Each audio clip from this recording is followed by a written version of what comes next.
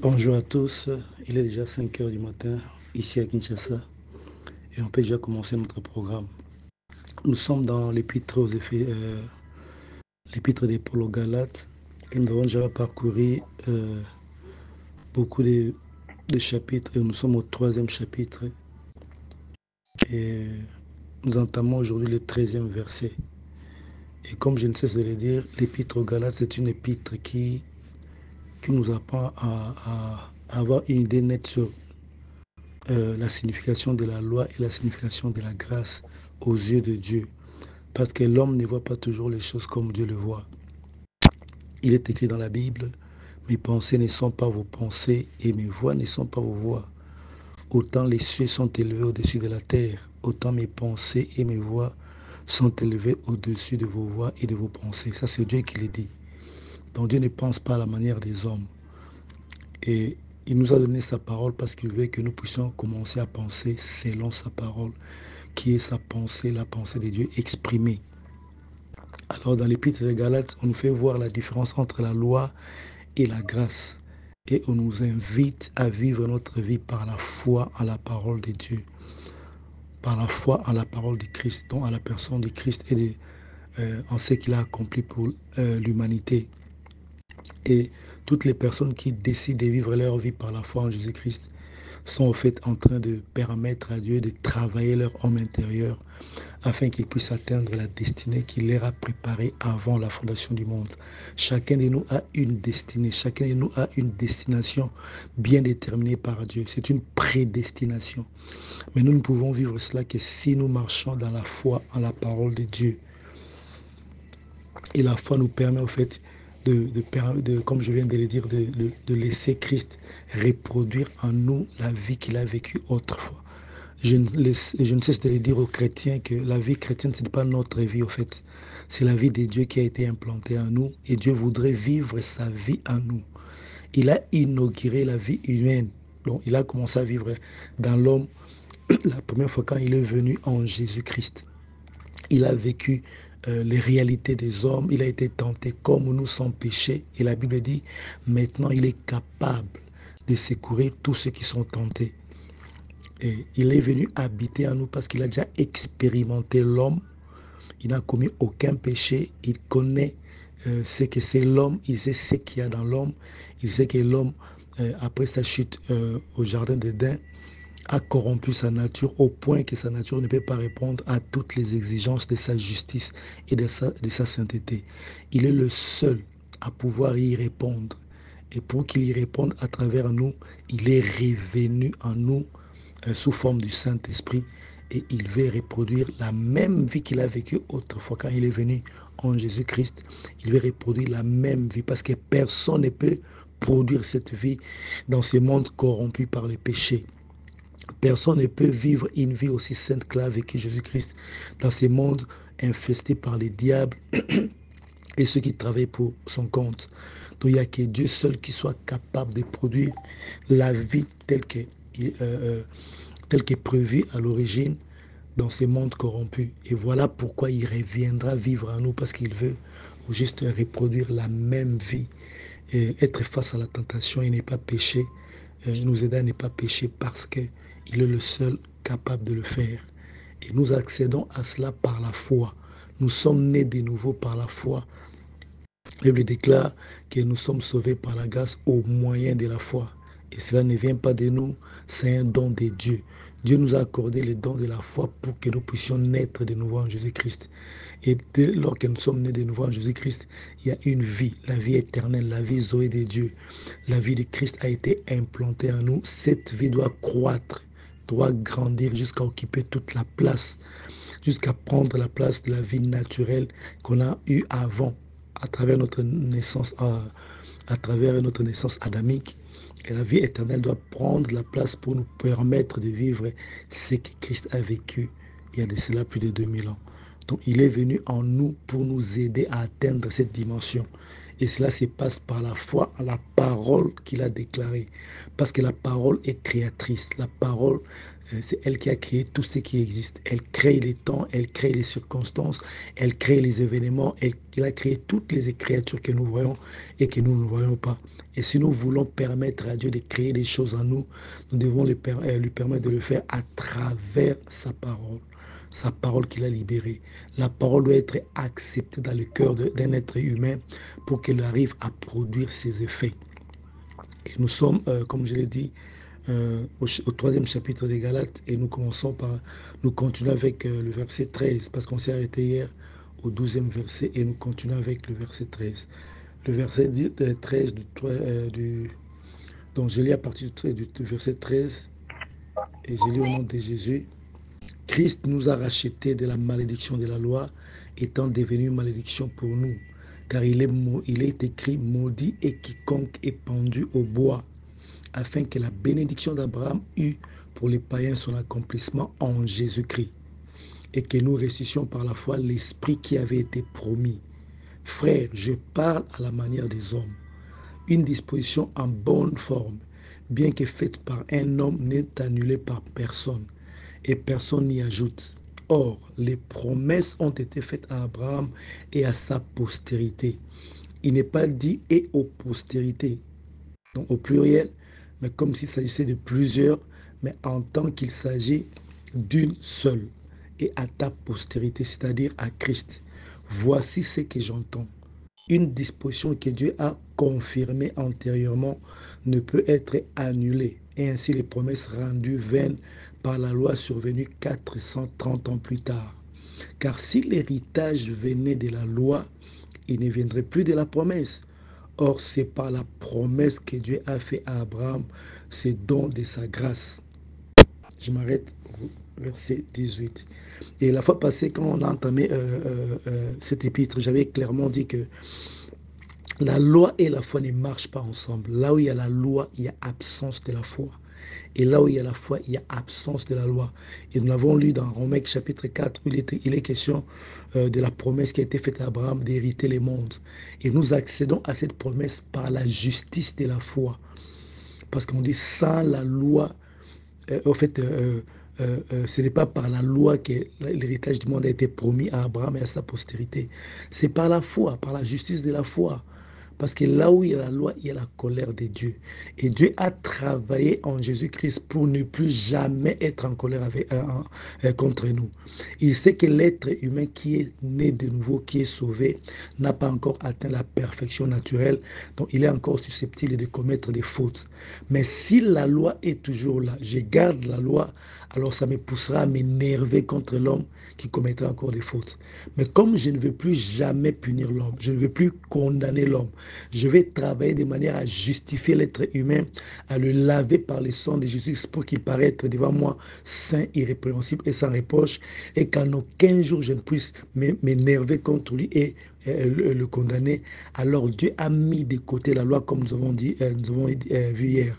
Il a effacé l'acte dont les ordonnances nous condamnaient et qui subsistait contre nous. Il a détruit en le clouant à la croix. Et il nous fait quitter les régimes de la loi avec ses condamnations pour nous placer sous les régimes de la grâce, les régimes des faveurs imméritées. Désormais, toute personne qui veut avoir la faveur de Dieu doit croire en l'agneau qui a été préparé avant la fondation du monde pour qu'il soit la victime expiatoire du péché de l'humanité. Et j'ai pu le dire la fois passée, que toutes les personnes qui sont sauvées ne le sont qu'à travers la foi à l'agneau que Dieu devait donner au monde pour l'expiation des péchés. Même ceux qui sont sauvés dans l'ancienne alliance, ils sont sauvés parce qu'ils croyaient par préfiguration à celui qui viendra. Qui est celui qui viendra? C'est l'agneau qui viendra donner de sa vie, verser de son sang pour sauver l'humanité.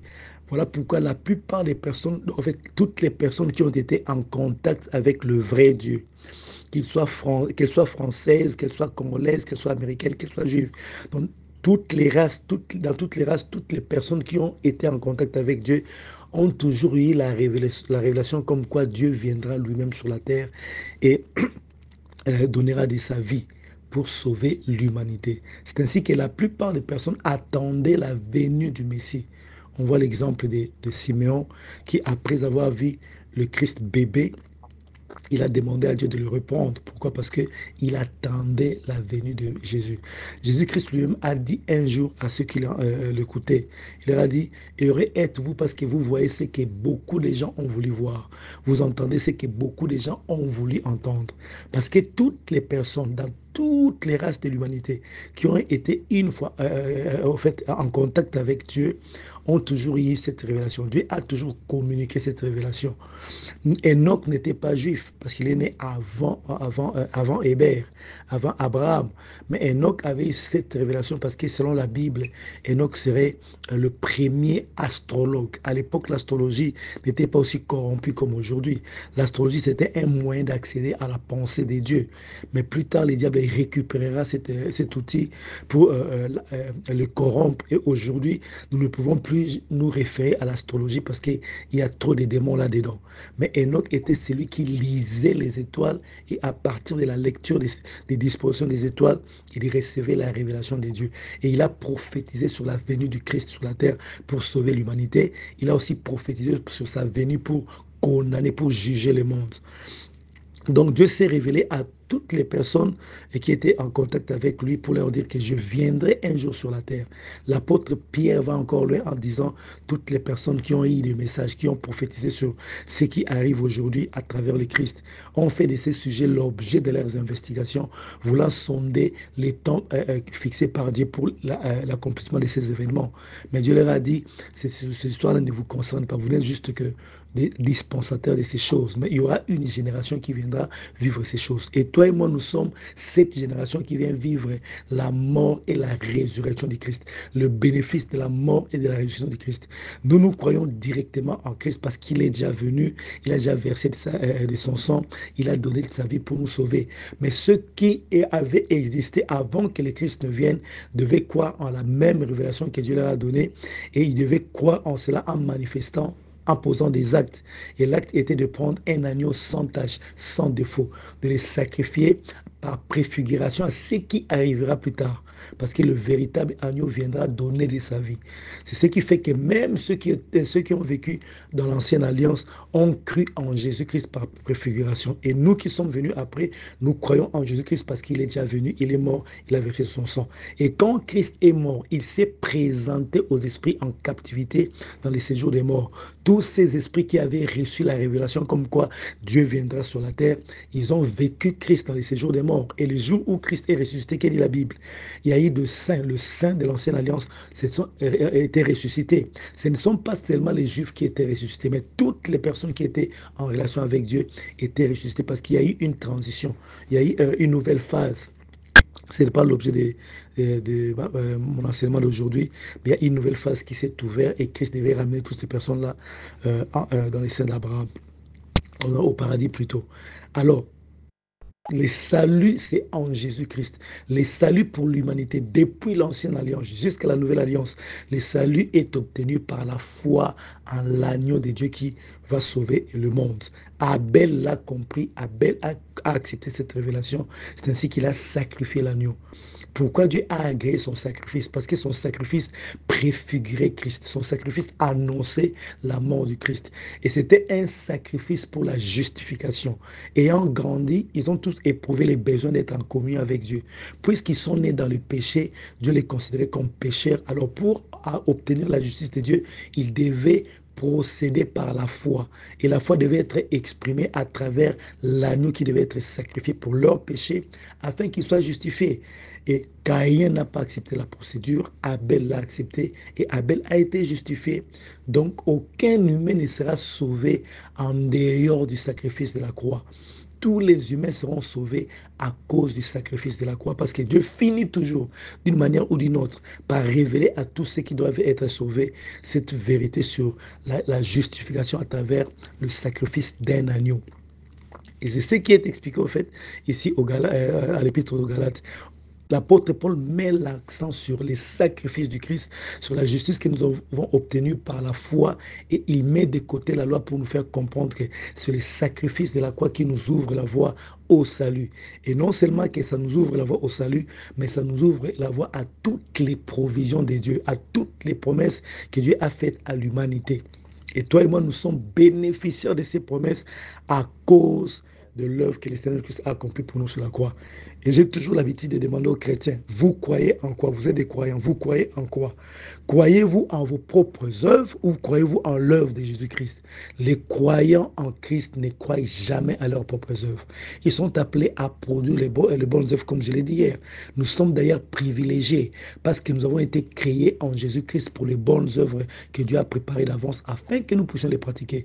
Pendant que le monde se bat pour accomplir les bonnes œuvres et n'y parvient pas parce que la nature humaine est corrompue, mais nous, on a la grâce d'avoir le Saint-Esprit à nous et on a la grâce d'avoir été préparés, créés nouvellement en Jésus-Christ pour les bonnes œuvres que Dieu a préparées d'avance. Donc s'il y a des gens qui peuvent vivre leur vie dans la droiture, dans l'intégrité, dans la justice, c'est bel et bien le né de nouveau en Jésus-Christ. Parler de la grâce, ce n'est pas inciter les gens à vivre dans le péché. D'ailleurs, la Bible nous dit que la grâce nous a appris à vivre dans la piété. Donc les gens qui parlent de la grâce comme une licence, une autorisation pour pécher, ils n'ont jamais compris la grâce. Au contraire, ceux qui sont sous la grâce ne sont plus sous les exigences de la loi. La loi n'a plus de fait dans leur vie, d'où ils peuvent produire les œuvres dignes de la repentance, surtout que le Saint-Esprit est en eux, surtout qu'ils ont un sauveur. Autrefois, nous étions sans Christ, sans Dieu dans le monde. Mais maintenant, nous avons Christ. Qui est celui qu'on appelle Christ? C'est celui qui nous sauve de nos péchés. Et je l'ai dit hier, l'ange dit à Marie et à Joseph, l'enfant qui naîtra, vous lui donnerez le nom de Jésus, parce que c'est lui qui sauvera son peuple de son péché. Et le salut par rapport au péché est à deux niveaux. Le niveau de la condamnation, de la libération de la condamnation produite par la culpabilité du péché, et le niveau de la puissance qui pousse les hommes à pécher. Alors, en ce qui concerne la condamnation, il n'y a maintenant aucune condamnation. Cela s'est fait une fois pour toutes et pour toujours. Les jours où je suis né de nouveau, Dieu me pardonne mes péchés du passé, du présent et de l'avenir, parce que je bénéficie de la rédemption éternelle en Jésus-Christ. Et dans la rédemption, il y a trois choses, trois bénédictions.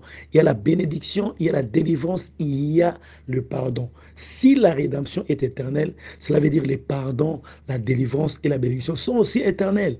Alors, puisque j'ai été pardonné de manière éternelle, cela veut dire mon passé, mon présent et mon futur ont déjà été touchés par les pardons. Donc, si les chrétiens arrivent à intérioriser cette vérité, le diable n'aura plus de pouvoir d'aller, les accuser dans leur conscience pour les paralyser intérieurement, enfin, en vue de les empêcher de libérer la foi. Nous avons obtenu une rédemption éternelle et Jésus-Christ est celui qui est venu nous sauver de la condamnation du péché. Donc, de ce côté-là, le problème a déjà été résolu. Toutes les personnes qui comprennent la signification du sang de Jésus, le vertu du sang de Jésus-Christ, n'ont plus la culpabilité dans leur cœur. S'il y a encore des chrétiens qui ont la culpabilité dans leur cœur, c'est simplement parce qu'ils n'ont pas intériorisé les pardons éternels. Mais toute personne qui est arrivée à comprendre que le passé, le présent et le futur ont déjà été pardonnés et qui est arrivée à l'intérioriser, alors cette personne-là ne peut pas vivre dans la culpabilité parce qu'il sait que ses péchés ont déjà été pardonnés. Donc, de ce côté-là, il n'y a plus de problème. Mais les problèmes résident au niveau de notre moi, de notre ego. Parce que notre ego symbolise, représente notre personnalité. Nous avons été créés avec le libre arbitre. Nous avons été dotés du libre arbitre. Dieu ne nous a pas créés comme des automates qui devaient obéir sans réfléchir, sans consentement à ses ordres. Non, Dieu nous a dotés du libre arbitre. Et c'est là où il se pose un problème. Parce que Dieu ne vient pas s'imposer au libre arbitre de l'homme. En tout cas, en règle générale, ce n'est que de manière un peu particulière, de manière un peu, comment dire, de manière exceptionnelle que Dieu peut arriver à s'imposer à l'ego de l'homme. Mais en général, Dieu vient se proposer. C'est le diable qui s'impose aux gens sans leur consentement. C'est le diable qui possède au fait les esprits des gens. Mais Dieu ne possède pas. Dieu vient se proposer. Je mets devant toi la vie et la mort. Il te propose de choisir la vie. Dieu ne vient pas posséder nos esprits. Le Saint-Esprit est venu en nous. Beaucoup d'entre nous, nous avons expérimenté la présence du Saint-Esprit. Nous prions en langue, nous prophétisons. Mais le Saint-Esprit ne s'impose pas à nous. Des fois, il nous donne des messages que nous devons transmettre aux autres, mais il nous laisse le libre choix de transmettre ces messages. On peut recevoir un message du Saint-Esprit et refuser de livrer ces messages. Et le Saint-Esprit ne fera rien pour parce qu'il respecte notre libre arbitre. Seulement, nous désobéirons à la parole de Dieu, mais seulement le Saint-Esprit ne peut pas nous forcer. Pourquoi? Parce qu'il respecte notre libre arbitre. Je peux prier en langue à tout moment parce que le Saint-Esprit respecte mon libre arbitre. Alors Dieu ne vient pas posséder nos esprits. Dieu ne veut pas s'imposer à nous. Si c'était le cas, il se serait imposé à tous les êtres humains. Mais Dieu vient se proposer. Il dit dans la Bible, je crois dans Apocalypse chapitre 3, verset 20, « Voici, je me tiens à la porte et je frappe. Si quelqu'un entend ma voix et m'ouvre, c'est alors que j'entrerai chez lui, je dînerai avec lui, je souperai avec lui. Mais si la personne refuse d'ouvrir la porte, je n'entrerai pas. Parce que Dieu ne s'impose pas. Dieu vient se proposer parce qu'il respecte le libre arbitre des êtres humains. Alors Dieu, en se proposant, il vient nous proposer sa parole. Il veut que chacun de nous puisse exercer sa volonté pour accepter sa parole. Ce processus fait que l'homme soit libéré petit à petit de la puissance qui agit en lui pour le pousser à commettre les péchés. Parce que cette puissance agit au niveau de notre libre arbitre, agit au niveau de notre personnalité, de notre capacité de faire les choix. Alors, c'est ce processus-là qui prend du temps. En fait, la libération de l'emprise du péché prend du temps. C'est un processus qui dure toute la vie. Le perfectionnement de l'être humain sur le plan naturel prend du temps. Mais tandis que le pardon a été déjà obtenu le jour où nous sommes nés de nouveau, une fois pour toutes et pour toujours. C'est ainsi que quand j'ai pris conscience que j'ai été pardonné, en fait, mon passé, mon présent et mon futur ont déjà été pardonnés. Qu'est-ce que je fais généralement? Je ne fais que glorifier Dieu. Seigneur, merci parce que je viens de commettre une faute. Je ne veux pas commettre cette faute, mais je viens de la commettre quand même. Mais merci parce que tu m'as déjà pardonné même pour cette faute. Et je sais une chose, non seulement que tu m'as pardonné, mais tu es en moi pour me donner la capacité de vivre par la vie Zoé, la vie éternelle que tu as placée en moi. Et à force de vivre par cette vie éternelle, j'arrive à étouffer la vie naturelle qui commet les péchés. C'est ainsi que nous devons voir les choses. Alors Christ est monté à la croix et il nous a délivrés de la malédiction de la loi. Toutes ces personnes nées de nouveau, à qui on dit qu'elles sont encore sous la malédiction, voici la bonne nouvelle. Jésus-Christ ne te délivrera pas de la malédiction quand tu passeras par une séance de délivrance. Non, Christ a déjà délivré de la malédiction de la loi, étant devenu lui-même malédiction pour nous. Comment il est devenu malédiction pour nous? Parce que la même loi disait que toute personne qui sera pendue au bois sera maudite. Donc, maudit soit toute personne qui est pendue au bois. Et puisque Christ a été pendu au bois, il a au fait pris cette malédiction qui était en nous, il a pris en lui pour nous en libérer complètement. Christ nous a libérés de la malédiction de la loi. Il n'y a pas une loi qui soit plus grande que la loi de Dieu. Si déjà la loi que la Bible considère comme une loi suprême, l'œuvre de la croix nous a libérés de cette loi, à combien plus forte raison les lois de nos coutumes, les lois de nos familles, les lois établies par les démons à travers les contacts qu'ils avaient avec nos grands-parents, nos parents, tous ceux qui ont touché au fétiche. Aujourd'hui, on continue à dire aux enfants de dire, voilà, vous êtes sous la malédiction de la 4e génération. C'est la loi qui a institué cette malédiction. Dieu a parlé à Moïse en disant, vous aimerez l'Éternel, vous l'adorerez de toute votre force, de toute votre âme, de tout votre esprit. Il a donné les 10 commandements, au fait. Et dans ces 10 commandements, il était question d'honorer Dieu et de ne pas commettre des abominations. Toutes les personnes qui commettent des abominations entreraient en guerre contre Dieu. Et ils subiront la malédiction jusqu'à la 4e génération de leurs enfants. C'est la loi qu'il a instituée. Mais Christ vient, il efface cette loi, il détruit cette loi, il nous libère de cette loi, il nous place sous la grâce. Comment pouvons-nous encore continuer à vivre sous la malédiction de la 4e génération? Et ce qui est bizarre, c'est qu'il n'y avait pas que la malédiction qui a été prononcée. Il y avait aussi des bénédictions qui ont été prononcées. Dieu sera fidèle à ses serviteurs, bénira ses serviteurs jusqu'à la 1000e génération. Mais il maudira ceux qui s'opposent à lui jusqu'à la 4e génération. Mais curieusement, l'être humain, étant trop affectionné au négatif, a préféré retenir dans sa tête la malédiction de la 4e génération. Et les gens ne parlent presque pas de la bénédiction jusqu'à la 1000e génération. Mais gloire soit rendue à Dieu parce qu'il est venu, il nous a délivrés de la malédiction de la loi. Aucune loi ne peut sévir sur nous. Aucune malédiction provenant de la loi ne peut sévir sur nous. Parce que Christ nous a délivrés de la malédiction. Tu me diras peut-être, mais je suis en train de vivre des choses qui me font croire que je suis encore sous la malédiction. C'est faux. On ne vit pas la liberté quand on pense être sous la malédiction. Une personne qui n'expérimente pas la liberté en Jésus-Christ doit d'abord accepter qu'il est libre en Jésus-Christ. C'est alors qu'il changera sa condition. Il y a des gens qui vivent certaines choses automatiquement. Il y en a d'autres par rapport aux charges spirituelles qui étaient avant qu'ils naissent de nouveau, vivent certaines choses progressivement. Que tu vives la liberté en Jésus-Christ ou pas, sache que tu es déjà libéré parce que la Bible dit que Christ nous a libérés de la malédiction de la loi. Que tu ne vives cette réalité ou pas, tu y es déjà libéré. Mais dès lors que tu constates que la parole de Dieu n'est pas conforme à la vie que tu mènes, c'est alors que tu dois puiser dans cette parole pour changer ta vie, pour changer tes réalités. Pourquoi la Bible dit à ceux qui sont nés de nouveau de dire qu'ils sont riches pendant qu'ils sont encore pauvres, que les pauvres disent qu'ils sont riches? Simplement parce qu'en réalité, ils sont riches. Nous sommes bénis de toutes sortes de bénédictions spirituelles dans les célestes en Jésus-Christ. Il est venu afin que ces brebis aient la vie et qu'elles en aient en abondance. Il s'est fait pauvre pour que nous devenions riches. Ce sont les paroles prononcées par Dieu. Donc pour Dieu, le travail a déjà été fait. Et dans la sphère spirituelle, nous sommes riches, nous vivons la vie abondante. Mais seulement, naturellement, nous ne manifestons pas cette réalité. Pour faire de sorte que les réalités spirituelles qui sont les nôtres, à travers l'œuvre de la rédemption éternelle du Seigneur Jésus-Christ, que ces réalités deviennent nos réalités, nous devons croire en la parole de Dieu. Parce que la foi est l'instrument qui nous permet de prendre ce qui est spirituel et de le ramener dans le monde physique. L'instrument qui nous permet de faire de sorte que ce qui est invisible devienne visible. C'est la foi.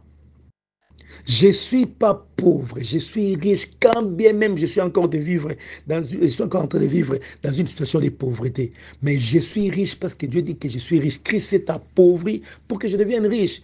Et en proclamant ma richesse, en focalisant mes pensées sur ce que Dieu a dit et en proclamant ce que Dieu a dit, je finis par manifester la chose. Et la proclamation, la libération de la parole, la déclaration de la parole est très importante parce que le faire, c'est imiter Dieu. Il avait en vue tout ce qu'il devait créer. C'était dans son imagination. Il savait comment sera la terre, comment seront les étoiles, comment sera le soleil. Et après avoir bien imaginé la chose, mis au point ce qu'il devait créer dans son imagination, il commence à libérer les paroles. Quand il a dit que les chiens soient, c'est les chiens qui est apparu. Pourquoi? Parce qu'il avait en tête ce que sera le chien.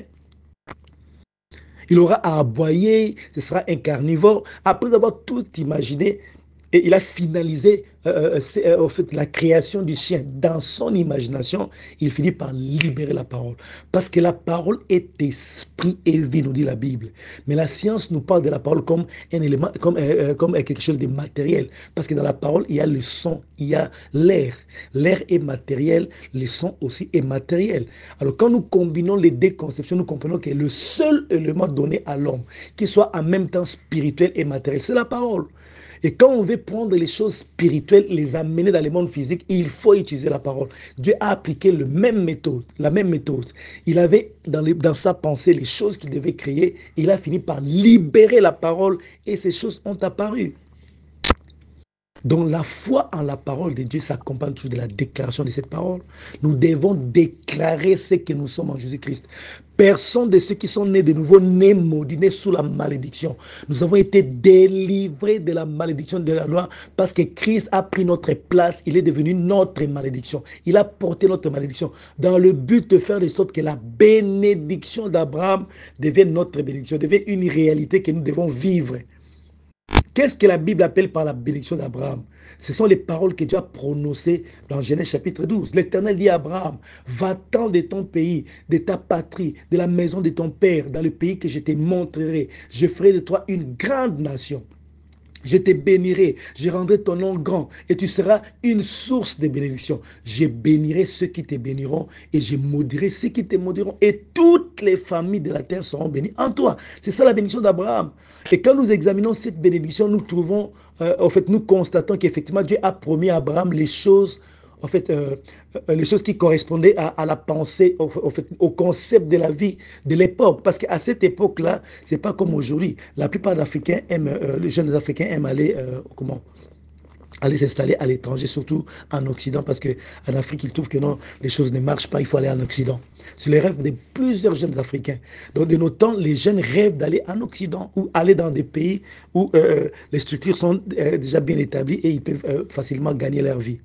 Mais à l'époque d'Abraham, les jeunes rêvaient de fonder une famille, d'avoir plusieurs femmes, avoir beaucoup d'enfants et constituer une force afin en fait, de résister à plusieurs attaques qui se faisaient à l'époque. Parce qu'à l'époque, les villes étaient entourées par des murailles.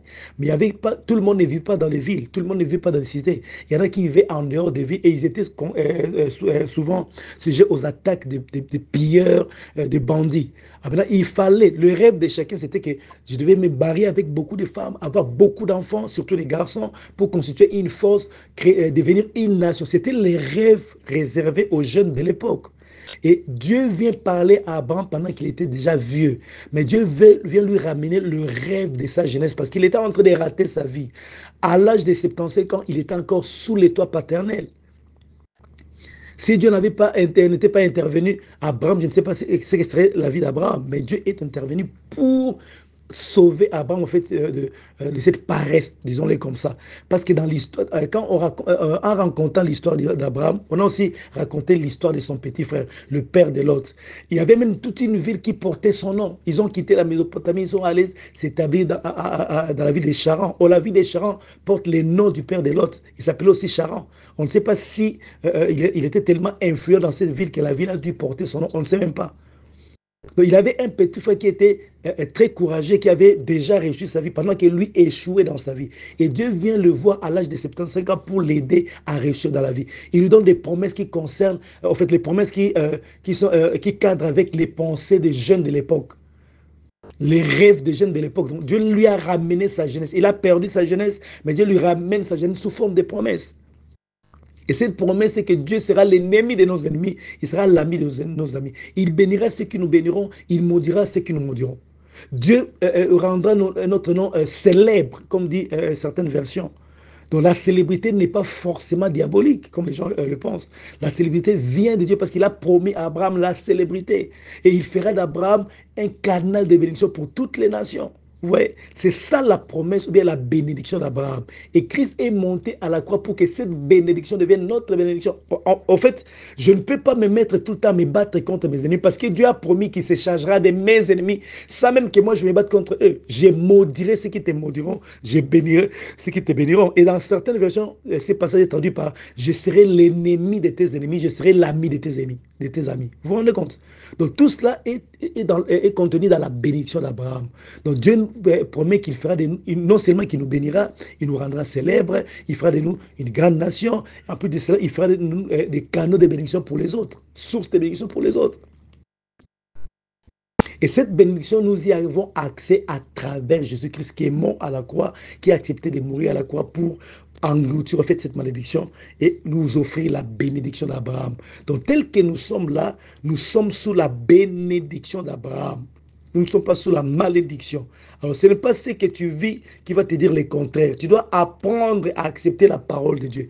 En acceptant ce que Dieu dit, tu arriveras à transformer ton environnement, à transformer tes réalités. Les réalités que tu vives là, elles ne sont pas... Elles confondent la parole de Dieu, c'est la parole qui est implantée dans ton esprit, la parole qui a élu domicile dans ton cœur qui fera que ces réalités puissent changer. Comment? En libérant ces paroles. Nous sommes tous tenus de libérer la parole, mais nous devons d'abord méditer ces paroles, les insérer dans nos esprits, afin que quand nous allons les libérer, ça puisse produire les effets escomptés. Jésus-Christ nous a délivrés, nous a rachetés de la malédiction de la loi, étant devenu malédiction pour nous, car il est écrit que quiconque est pendu au bois, maudit et quiconque est pendu au bois, afin que la bénédiction d'Abraham eu pour les païens. Les païens, c'est nous qui ne sommes pas juifs. Son accomplissement en Jésus-Christ et que nous ressuscions par la foi l'Esprit qui avait été promis. Et la preuve est que tu as reçu l'Esprit qui avait été promis. Non seulement que tu vas avoir la bénédiction d'Abraham, tu vas aussi avoir l'Esprit, le Saint-Esprit qui avait été promis. Le simple fait que le Saint-Esprit habite en toi signifierait que tu as reçu la bénédiction d'Abraham, tu n'es pas sous la malédiction. Alors ne te vois pas maudit, n'accepte pas ce que disent toujours les prophètes. La Bible déclare que les prophéties passeront, mais la parole logos, la parole de Dieu demeure pour toujours. Les prophéties auront une fin, les révélations auront une fin, mais la parole logos demeure pour toujours. Parce que Dieu est assimilé à la parole logos. Au commencement était le logos, et le logos était avec Dieu, et le logos était Dieu. Et les gens pensent que toutes les révélations que nous recevons aujourd'hui sont forcément le rhéma, la parole rhéma. C'est faux. Même le rhéma doit être soumis à l'autorité de la parole logos. Le rhéma doit être examiné à la lumière de la parole logos. Si le rhéma ne correspond pas au logos, alors il n'est pas rhéma. On doit rejeter cela, ça ne vient pas de Dieu. Parce que Dieu ne se contredit pas. Il n'est pas un homme pour changer sa parole. Ce qu'il dit, c'est ce qu'il fait, ce qu'il promet, c'est ce qu'il réalise. Jamais il ne changera sa parole. Dans Psaume 89, il dit, je ne reviendrai pas sur ce que j'ai déclaré. Je ne changerai pas les paroles qui sont sorties de ma bouche. Donc nous devons toujours examiner ces soi-disant révélations données par les prophètes. Je ne nie pas que les prophètes soient vrais. Et je ne condamne pas les prophètes et je ne condamne pas les messages prophétiques. Mais je dis seulement qu'on doit examiner les prophéties. On ne rejette pas les prophéties, mais on doit examiner les prophéties pour voir si elles sont conformes à la parole logos. Dès que nous constatons que la prophétie reçue n'est pas conforme à la parole logos, nous avons le droit de rejeter cette prophétie, peu importe la personne qui a prophétisé. Même moi, si j'ai prophétisé des choses qui ne sont pas conformes à la parole de Dieu, vous êtes appelés à rejeter ces prophéties. Pourquoi? Parce que la parole logos a autorité sur toute chose. Et la parole logos, c'est Dieu qui a été depuis le commencement et c'est lui qui a créé toutes choses. Alors, j'aimerais fixer dans ton esprit que le fait que tu es libéré, les cauchemars que tu as, les choses ne marchent pas, les complications, en fait, ce n'est pas une preuve que tu es maudit, non. C'est une preuve que Dieu t'a placé dans cette situation parce qu'il veut que tu libères la foi et que tu apprennes comment vivre par la foi. La Bible déclare toutes les choses concourent au bien de ceux qui aiment Dieu. Même les choses qui ne marchent pas là concourent au bien de ceux qui aiment Dieu. Les choses négatives, tout comme les choses positives, concourent au bien de ceux qui aiment Dieu. Les problèmes qui t'arrivent dans la vie concourent à ton bien. Dieu ne permet jamais que les problèmes qui arrivent soient au-delà de nos forces. Mais il fait de sorte que ces problèmes soient à la hauteur de nos forces afin que nous puissions remporter la victoire et puissions comprendre comment les choses marchent. Abraham n'avait pas compris que Dieu marche avec Dieu par la foi. Il arrive dans la terre promise, il trouve que c'est une terre désertique et quelques temps après, il y a encore la sécheresse qui sévit. Et comme il ne comprenait pas qu'on marche avec Dieu par la foi, il a fui, il est allé en Égypte. Et ça lui a créé des problèmes avec sa femme. Parce qu'il n'avait pas compris que ce Dieu-là ne te promettra jamais, ne te promettra jamais une terre inoccupée et ne fera pas que tu aies l'abondance comme ça sans la foi. L'abondance découlera toujours de la foi. Il te mettra face à des situations impossibles. Mais la foi te permettra de surmonter ces situations et c'est alors que tu comprendras que Dieu marche avec toi. Nous sommes délivrés de la malédiction. La malédiction de la loi de Dieu, la malédiction des lois familiales, nous en sommes complètement délivrés. N'accepte pas l'idée que tu sois maudit. Ça n'existe pas dans la pensée de Dieu. Quand Dieu te regarde, il voit que tu n'es pas maudit. Pourquoi toi-même tu dois te considérer comme maudit? Il y en a même qui te disent le péché que tu as commis là te poursuit. C'est faux et archi faux. On a été pardonné, à moins que tu ne sois pas né de nouveau. On a été pardonné. Les passés, les présents, les futurs ont déjà été pardonnés. Christ a englouti la malédiction de la loi à la croix. Il est devenu à notre place maudit afin que nous soyons bénéficiaires de la bénédiction d'Abraham et que nous puissions recevoir l'Esprit qui avait été promis. La présence du Saint-Esprit en toi confirme que le péché a été ôté en toi. Sinon, le Saint-Esprit ne serait pas là. Le Saint-Esprit ne cohabite jamais avec le péché. C'est nous qui continuons à nous voir comme des êtres, comme des pécheurs. Mais Dieu ne nous voit pas ainsi. Dieu nous voit lavés par le sang de Jésus-Christ, juste, saint, irrépréhensible et sans reproche. C'est ce qui a permis au Saint-Esprit de venir habiter en nous. Sinon, il ne sera pas en nous. Ce sera comme dans l'Ancienne Alliance où il venait toucher quelqu'un pendant un moment puis il partait. Pourquoi? Parce que le sang de l'Ancienne Alliance ne notait pas les péchés. Ce sang couvrait les péchés pendant un moment. Et puisque ça couvrait les péchés, avant que les péchés réapparaissent, le Saint-Esprit partait déjà. Et la personne qui devait prophétiser devait d'abord, la plupart de ces personnes devaient se mettre à l'écart. Les prophètes se mettaient à l'écart pour ne pas pécher. Et donc, lorsqu'il constate qu'il a péché, il va sacrifier un animal pour que ses péchés soient couverts et qu'il commence à prophétiser. En ce moment, le Saint-Esprit vient les toucher pour prophétiser. Mais avant que l'efficacité du sang puisse s'estomper, le Saint-Esprit partait déjà parce que le péché devait revenir. Mais ce n'est pas le cas avec nous. Nous, on a bénéficié du sang le plus précieux qui puisse exister au monde. Christ a lavé nos péchés et a ôté les péchés. La Bible déclare, là où il n'y a pas de sacrifice pour les péchés, il n'y a pas aussi de transgression. Pourquoi le sacrifice de péché a été interrompu? Parce que Dieu considère que le sacrifice de Jésus-Christ a ôté les péchés. Il n'y a pas de sacrifice. Pourquoi? Parce qu'il y a pardon de péché. Et puisque Dieu t'a pardonné, il t'a pardonné de manière éternelle, alors tu dois t'approprier cette réalité. Bats-toi avec ces pensées qui te disent, voilà, tu es maudit parce que tu as fait un cauchemar. Bats-toi avec des pensées qui te disent, voilà, tu es maudit parce que les choses ne marchent pas. Les choses peuvent marcher, mais à travers la foi. Le juste vit sa vie par la foi. Ce n'est pas forcément la malédiction. Que dirons-nous? L'esclavage de Joseph était dû à la malédiction, était dû au lien de la troisième, quatrième génération. C'est faux. C'était le chemin par lequel il devait passer pour atteindre la gloire. Et généralement, Dieu nous fait passer par des chemins compliqués pour nous amener à la gloire parce qu'il voudrait que nous puissions tirer les leçons de la vie de la foi. Nous puissions comprendre qu'il est vivant, qu'il agit. Comment sauras-tu que Dieu te protège si tu ne rencontres pas de combat, si tu ne te mets pas en face des gens qui sont plus forts que toi? Personne de ceux qui sont nés de nouveau n'est maudit. Et c'est une décision qui date depuis l'éternité. Parce que la Bible est claire là-dessus. Que dit la Bible? Frères, verset 16. Je parle à la manière des hommes.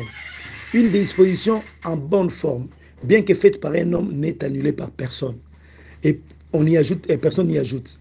Or, les promesses ont été faites à Abraham et à sa postérité.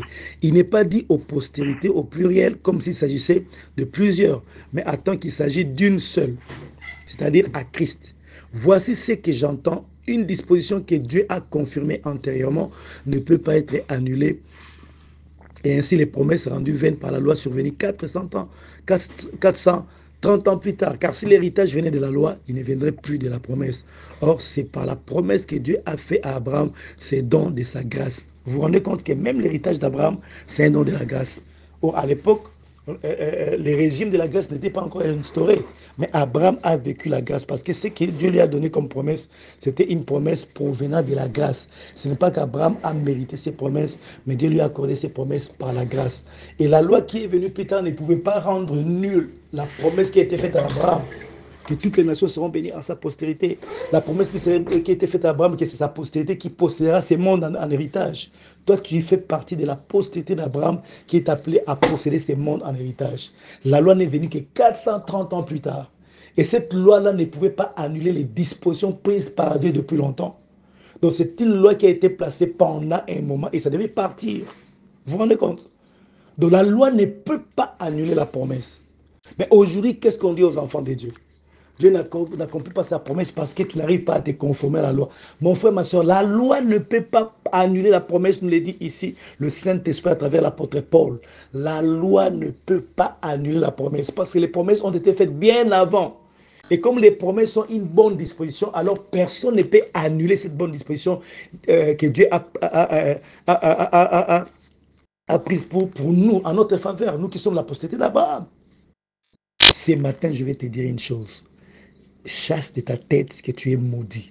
Chasse de la tête que les choses ne marchent pas parce qu'il y aurait une malédiction. Il y aurait une malédiction de la quatrième génération. Il y aurait le lien familial. Ça n'existe pas dans la pensée de Dieu.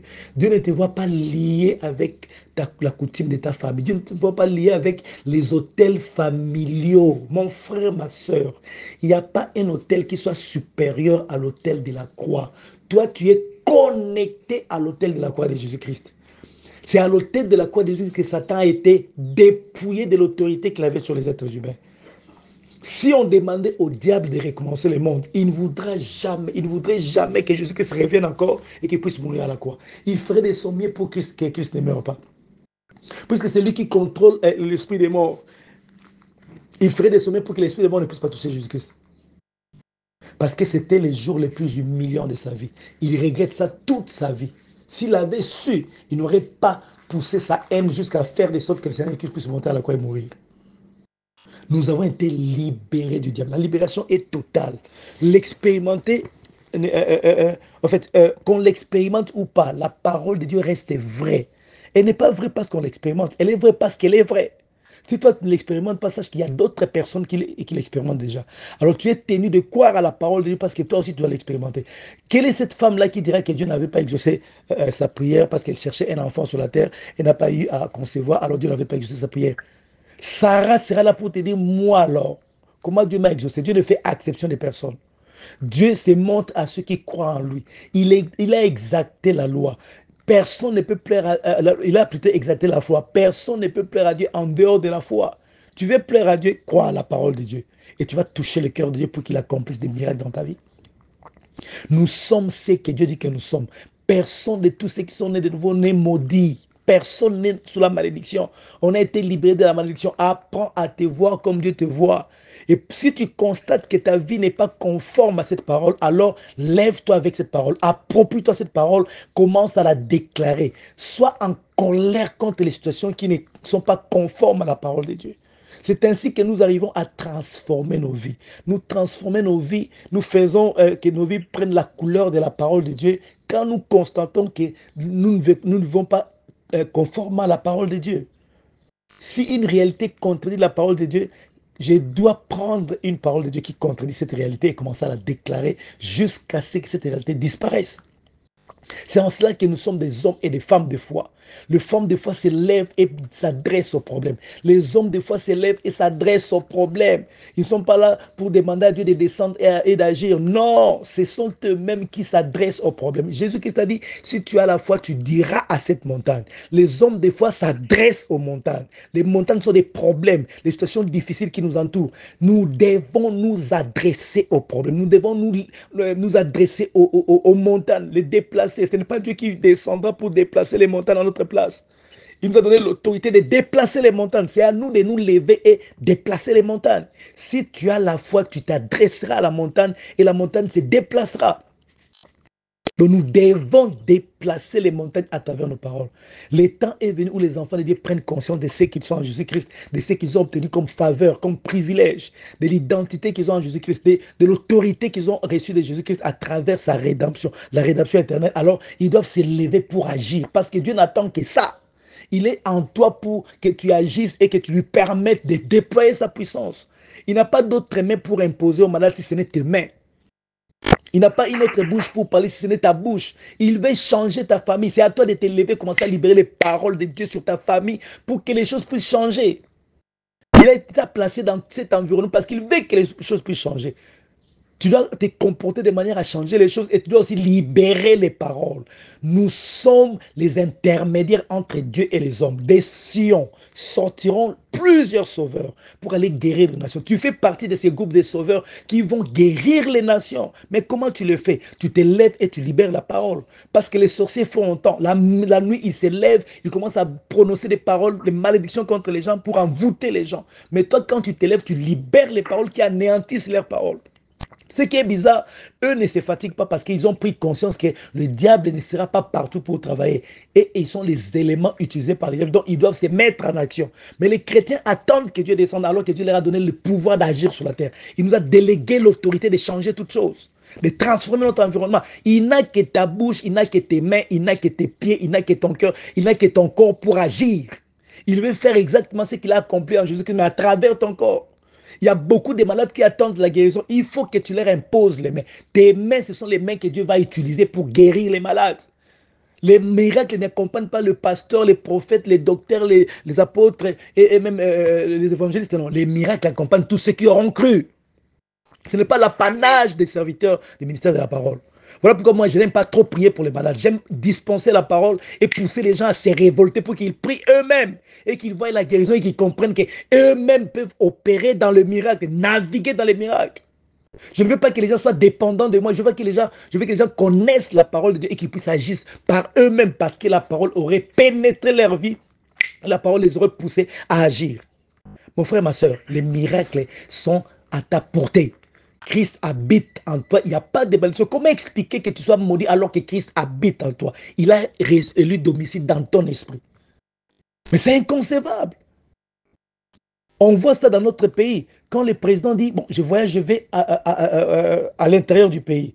J'ai été à l'intérieur du pays, travailler là-bas, et j'ai vu comment, à chaque fois que le président venait, comment en fait, les autorités de la ville prenaient des dispositions pour que la ville soit propre, pour que le courant ne parte pas. Et je vous dis, si le président vient habiter votre quartier, même si le quartier était sale, s'il dit, je viens habiter pendant une semaine, la première des choses à faire, c'est que les autorités de ces quartiers vont nettoyer les quartiers, faire de sorte que les courants, qu'il n'y ait pas de coupure de courant, feront de sorte que même les volets ne puissent pas circuler dans les quartiers. Pourquoi? Parce que le président est là, il vient avec sa sécurité. Comment Christ est venu habiter en toi et tu peux continuer à être sale et le diable peut venir dans ta maison et dans cette maison et voler quelque chose? C'est pratiquement impossible parce qu'il vient avec sa sécurité, il vient avec ses anges et son sang t'a déjà lavé. Il n'y a pas de malédiction. Je veux que tu pries, que tu dises à Dieu, Seigneur, merci parce qu'il n'y a pas de malédiction. En le disant, tu vois toutes ces choses-là qui te font croire que tu es maudit. S'il y a une prophétie que tu as reçue qui te dit, voilà, tu es sur le lien de la 4e génération. Ça n'existait pas. Il nous a délivrés de la malédiction, de la loi. C'est la loi qui avait institué cette malédiction de la 4e génération. Mais nous en sommes délivrés. Ça n'existait plus pour nous. Il nous a délivrés. Au contraire, tu es sous la bénédiction d'Abraham et tu as reçu le sceau du Saint-Esprit comme preuve que tu as été pardonné. Il n'y a plus de péché en toi. Dieu a ôté les péchés. C'est toi qui te vois pécheur. Mais Dieu te voit saint, irrépréhensible, sans reproche. Et nous devons nous habituer à voir les choses avec les yeux de Dieu. Cessons de voir les choses comme nous les voyons. Il a déjà dit, tes pensées ne sont pas mes pensées, tes voix ne sont pas mes voix. Et il te donne ses pensées qui sont sa parole, afin que tu changes ta manière de penser. Mon frère, ma soeur, tu n'es pas n'importe qui. Le prix qui a été mis pour te sauver, c'est le sang de Jésus. C'est la vie de Jésus. On ne t'a pas acheté à prix d'argent. C'est la vie du Christ qui a été le prix qui a été mis pour te racheter de la colère de Dieu. Tu vois la valeur que tu as aux yeux de Dieu? Tu vois la valeur? Mon frère, tu n'es pas maudit. Ma soeur, tu n'es pas maudit. Je veux que tu élèves ta voix, tu commences à remercier le Seigneur. Je ne suis pas maudit. S'il y avait une prophétie, il y avait un message qui te disait que tu es maudit, rejette ça. Mieux vaut la parole. Parce que je viens de le dire tout à l'heure. La Bible dit les prophéties passeront. Les prophéties sont pour un moment. Et je ne pense pas que Dieu peut libérer une parole de malédiction sur quelqu'un qui est né de nouveau en Jésus-Christ. Je ne pense pas. Dans l'ancienne alliance, l'alliance des malédictions, Dieu n'a pas permis que Balaam puisse maudire Israël. Il était là pour maudire, mais Dieu l'a empêché. Il n'a pas pu le faire. Comment Dieu le fera encore aujourd'hui avec ceux qui sont déjà sauvés? Nous avons été délivrés de la malédiction de la loi. Comment Dieu le ferait? Il n'a pas permis que Balaam puisse maudire Israël qui était sous l'alliance imparfaite. L'alliance bâtie sur des sangs imparfaits. Et comment permettrait-il que les gens puissent te maudire? Laissez-les passer leur temps à maudire. Ça n'aura aucun effet dans ta vie. Parce que tu es sous la couverture du sang de Jésus. Tu participes à l'aspersion du sang de Jésus qui annule toutes les malédictions qui puissent exister. Élève ta voix, commence à bénir Dieu. Seigneur, merci parce que je ne suis pas maudit. Et s'il y avait ces pensées de malédiction, affronte-toi avec ces pensées. Libère la parole contre ces pensées. Je ne suis pas maudit, je suis béni et je dois vivre. Tu dois exiger. Tout ce que vous exigerez à mon nom, je le ferai. Tu dois exiger ta part de bénédiction parce que tu es déjà sous la bénédiction d'Abraham. Tu es béni de toutes sortes de bénédictions spirituelles dans le lieu céleste. Ça se trouve dans ton esprit. Tu dois libérer ces bénédictions à travers ta parole. Est-ce qu'on peut élever la voix pour commencer à prier? Commence à remercier Dieu pour la délivrance. Tu es racheté de la malédiction. Tu es délivré de la malédiction. Tu es béni. Je veux que tu remercies Dieu. Tu commences à déclarer ta bénédiction en toutes choses, dans ton travail, dans ta famille. Proclame que tu es béni. Vois-toi en face de l'ennemi, vois-toi en face des problèmes et adresse-toi à ces problèmes en disant je suis béni, vous ne pouvez pas rester là éternellement, la solution doit m'être donnée parce que je suis béni, je ne peux pas continuer à courir sous la maladie, je ne peux pas continuer à vivre dans la pauvreté parce que je suis béni et je libère la parole, j'établis ma réalité de bénédiction à travers la parole que je libère. Prions au nom puissant du Seigneur Jésus. Seigneur, nous te bénissons ce matin parce que ta parole est claire. Nous ne sommes pas maudits, nous sommes bénis de la bénédiction d'Abraham. La bénédiction qui fait de nous grands sur la terre. La bénédiction qui fait de nous canaux de bénédiction pour les autres. La bénédiction, Seigneur, qui fait de nous des privilégiés de ta grâce. Seigneur, je te bénis parce que je suis béni. Il n'y a pas possibilité que je sois maudit parce que le sang de Jésus a mis fin à cette histoire de malédiction. Il n'y a pas de liens familiaux qui m'empêchent d'aller de l'avant. Je suis délivré de la malédiction de la loi. Je suis racheté de la malédiction de la loi. C'est la loi qui a institué ces malédictions. C'est la loi qui a institué toutes ces choses-là. Mais je suis délivré de la loi. La loi n'a plus d'effet dans ma vie. Alors comment pourrais-je continuer à accomplir sous la malédiction de la loi? C'est pratiquement impossible. Tu nous demandes de croire en ta parole. Je crois en ta parole et je proclame ta parole ce matin. Merci parce que je suis libre. Merci parce que je suis béni. Je suis béni de toutes sortes de bénédictions spirituelles dans les célestes. C'est connu au ciel, c'est connu même dans les séjours des morts. Ceux qui travaillent dans le cimetière savent que je suis béni. Les forces des ténèbres savent que je suis béni. Autrefois, je ne le savais pas. Maintenant, je sais que je suis béni et je change ma façon de voir les choses. Je change mon langage. Je suis béni les matins, je suis béni à midi, je suis béni le soir, je suis béni la nuit. Je suis béni à chaque instant. Je suis dedans. Je suis plongé dans la bénédiction. Il est hors des questions que les pensées des malédictions puissent envahir ma tête. Il est hors des questions que je puisse vivre comme si j'étais maudit, parce que ma malédiction a été engloutie par la rédemption, par le sang de Jésus. Tu m'as lavé, tu m'as purifié, tu m'as sanctifié, tu m'as justifié, tu m'as élevé, tu m'as glorifié, parce que ceux que tu as connus d'avance, tu as les appelés. Ceux que tu as appelés, tu les as justifiés. Et ceux que tu as justifiés, tu les as glorifiés. Seigneur, je te bénis parce que tu m'as glorifié. Je te bénis parce que tu m'as glorifié. En Christ, je suis glorifié. Cette histoire des malédictions n'existe même pas. Je suis d'ailleurs glorifié. Je te bénis parce que je suis glorifié en Jésus-Christ. Et cette gloire ne permet pas la malédiction. Là où il y a la gloire de Dieu, il n'y a pas de malédiction. Je te bénis parce que je suis au Shakaraza Srabada Kibarasha. Je ne vis pas autre chose. Je ne vis que la bénédiction d'Abraham. Partout où je vais, je prospère. Non seulement que je suis béni, je suis un canal de bénédiction pour le mien, un canal de bénédiction pour ma génération, un canal de bénédiction pour ma nation, un canal de bénédiction pour l'Afrique, un canal de bénédiction pour ce monde. Tu m'as établi sur la terre comme canal de bénédiction. Je te bénis parce que je suis un canal de bénédiction, Seigneur. Le monde est sauvé par nous. Le monde est béni à travers nous. C'est à cause de nous que tu bénis les nations. C'est à cause de nous que tu bénis beaucoup de personnes. C'est à cause de nous parce que nous appartenons à la race de Dieu. Nous sommes la postérité d'Abraham à qui le monde a été promis en héritage. Nous sommes cette postérité d'Abraham qui a hérité de toutes tes promesses. Et tes promesses touchent à tous les aspects de nos vies. Et il n'y a aucune malédiction qui se manifeste dans tous les aspects de nos vies. Il n'y a aucune malédiction qui peut se manifester parce que nous sommes loin de la malédiction. Nous sommes plongés dans la grâce. Nous sommes plongés dans ta bénédiction. Nous sommes submergés par ta bénédiction. Seigneur, merci parce que tu transformes nos pensées. Nos pensées, Seigneur, nos pensées, ce ne seront jamais traversées par les idées de malédiction parce que ta parole dit que nous sommes bénis. Jésus-Christ nous a délivrés de la malédiction de la loi. Je t'ai béni parce que tu nous as délivrés de la malédiction de la loi. Tu nous as délivrés de la malédiction de la loi. Ce matin, je déclare encore, le travail que je fais prospère. Mes activités prospèrent. Mes projets, Seigneur, réussissent parce que je suis non sous la malédiction. Je suis sous la bénédiction de la grâce.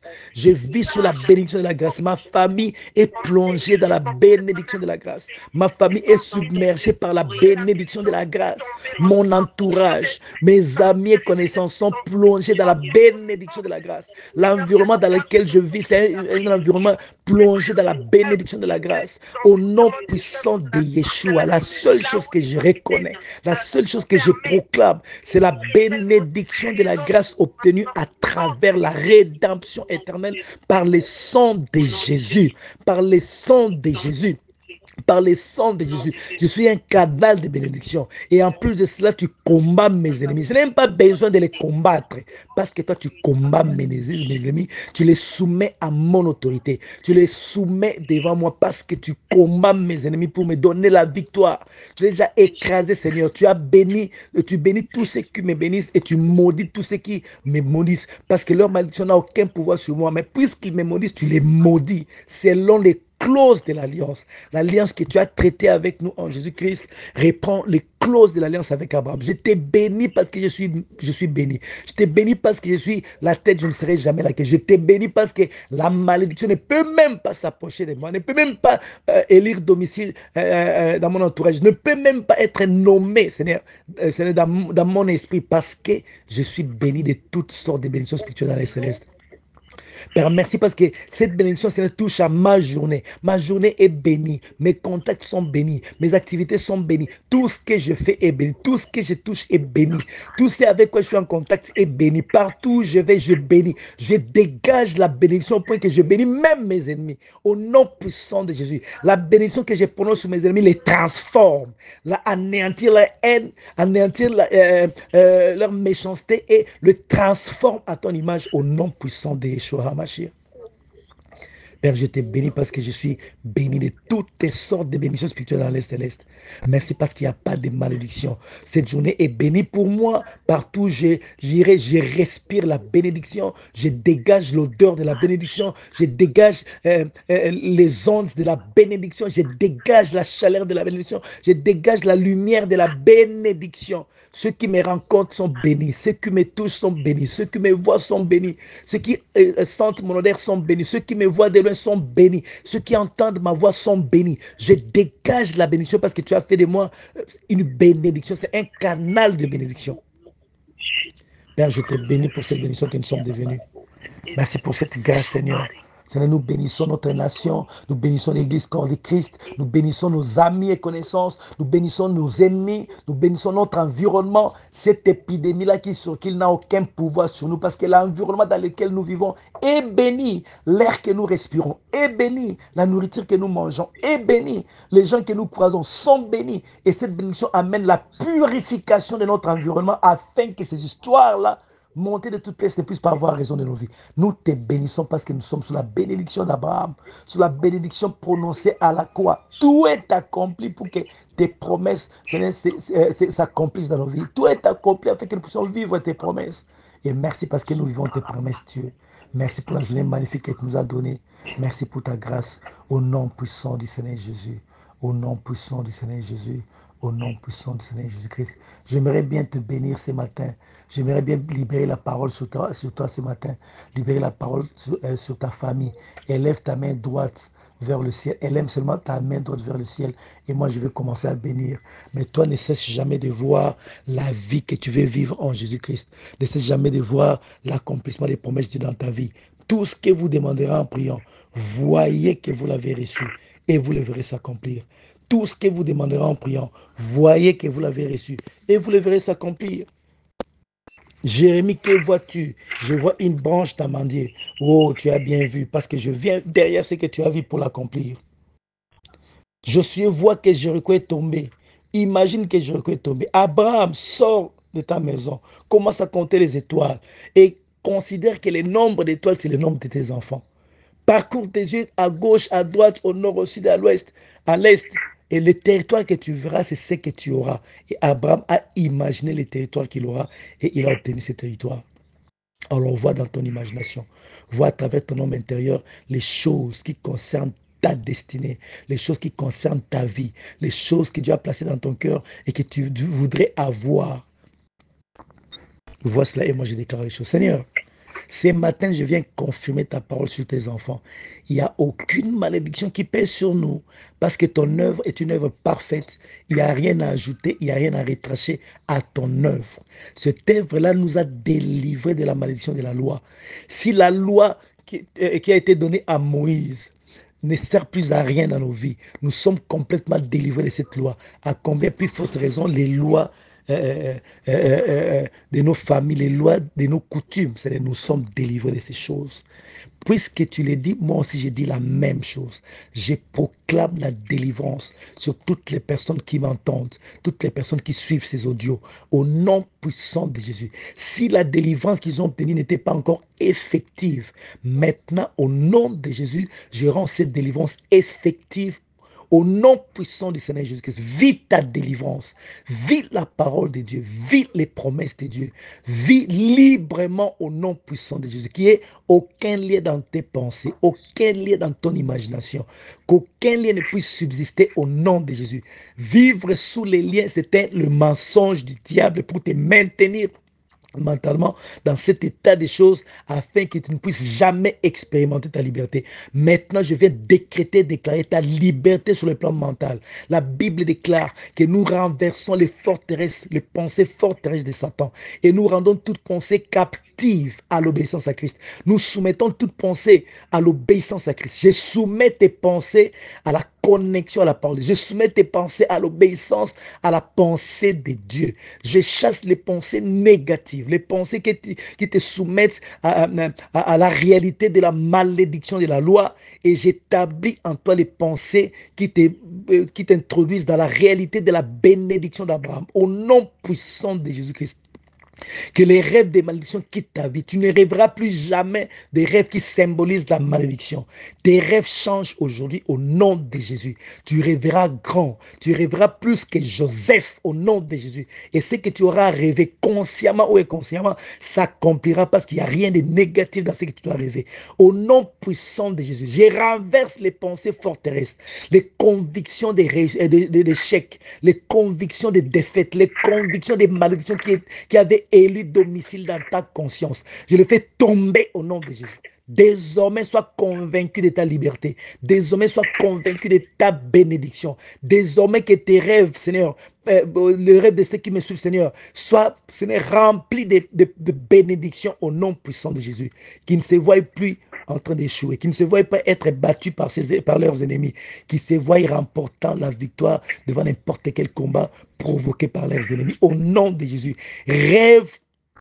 Vois-toi dans le rêve en train d'écraser tes ennemis, en train de posséder leur territoire, en train de les soumettre à ton autorité. Au nom puissant de Jésus, toi entre dans leur rêve et balaie dans leur rêve au nom puissant de Jésus-Christ et vis la parole de Dieu. Seigneur, tu confirmes ta parole par les signes, les prodiges et les miracles. S'il y a parmi nous certaines personnes dont la vie était compliquée et certaines personnes dont la vie reflétait les malédictions, les malédictions issues des familles, qu'aujourd'hui que je suis en train de parler, ces choses cessent immédiatement au nom de Jésus et qu'ils expérimentent ta parole. S'ils n'étaient pas en mesure de libérer la foi qui devait leur permettre de vivre la réalité de leur bénédiction, maintenant je viens libérer cette foi, Seigneur. Et je décrète et je déclare, tu vis ta bénédiction. Tu constates que tu es en train de vivre ta bénédiction. Tout ce que tu touches est béni.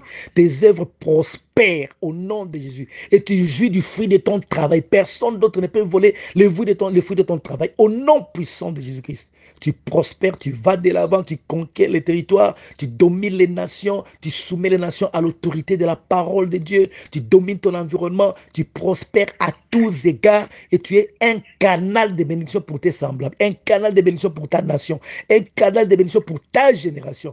Tu es celle-là qui assaisonne la vie des gens. Au nom puissant de Jésus-Christ, va triompher, va régner, va dominer, va vivre ta bénédiction, la bénédiction d'Abraham au nom puissant du Seigneur Jésus-Christ. Amen. Amen.